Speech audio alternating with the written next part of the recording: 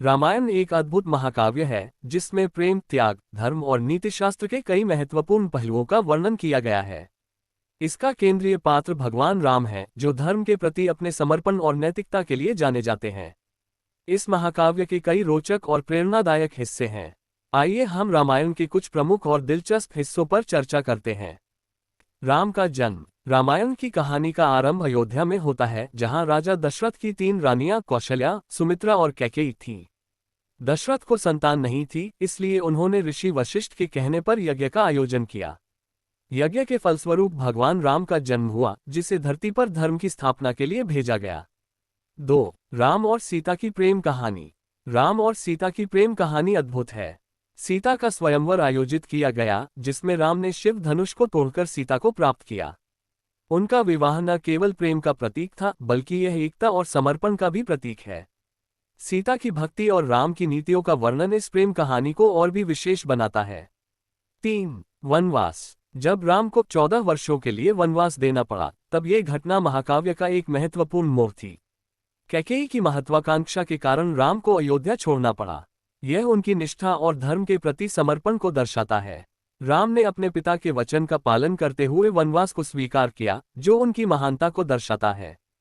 4. सीता का हरण। राम के वनवास के दौरान सीता का हरण रावण द्वारा किया गया। ये घटना न केवल राम के लिए बल्कि पूरे भारत के लिए एक चुनौती बन गई। सीता की खोज में राम को मित्रों और सहयोगियों की जरूरत पड़ी, और इसी दौरान हनुमान जी का प्रवेश होता है, जो राम के भक्त और सखा बनते हैं। हनुमान की शक्ति और भक्ति का वर्णन इस हिस्से को रोमांचक बनाता है। 5. राम और हनुमान की मित्रता। हनुमान जी की राम के प्रति भक्ति अद्वितीय है। जब राम सीता की खोज में थे, तब हनुमान ने न केवल उन्हें खोज निकाला, बल्कि उनकी सहायता के लिए भी तत्पर रहे। हनुमान की क्षमताओं, उनकी वफादारी और राम के प्रति समर्पण ने उन्हें एक अमर पात्र बना दिया।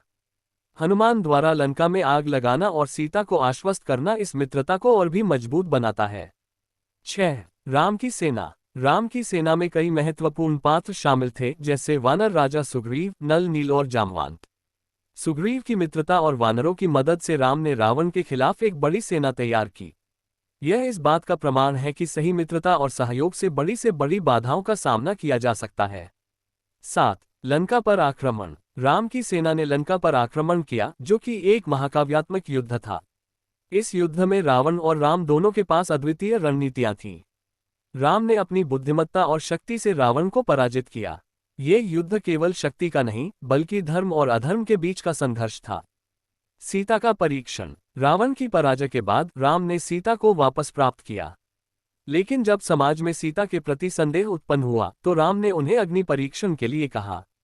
सीता ने अग्नि में प्रवेश किया, जो उनके पवित्रता का प्रमाण था। ये घटना समाज के नैतिक मानकों और स्त्रियों के प्रति सम्मान को दर्शाती है।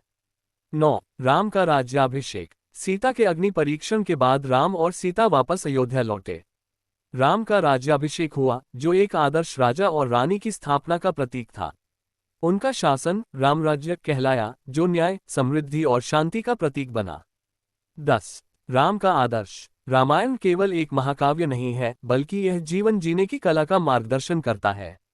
राम का जीवन आदर्श है, वे सच्चाई, न्याय और धर्म के प्रति अपने कर्तव्यों का पालन करते हैं। उनका त्याग, प्रेम और निष्ठा आज भी लोगों के लिए प्रेरणा का स्रोत है। निष्कर्ष। रामायण में अनेक अद्भुत और शिक्षाप्रद कहानियां हैं। भगवान राम की भक्ति, उनके नैतिक मूल्यों और जीवन के संघर्षों से हमें ये सीख मिलती है कि सत्य और धर्म का मार्ग हमेशा कठिनाइयों से भरा होता है, लेकिन इनका अनुसरण करने पर अंततः विजय प्राप्त होती है। रामायण एक अमर कृति है, जो हर युग में लोगों को प्रेरित करती रहेगी।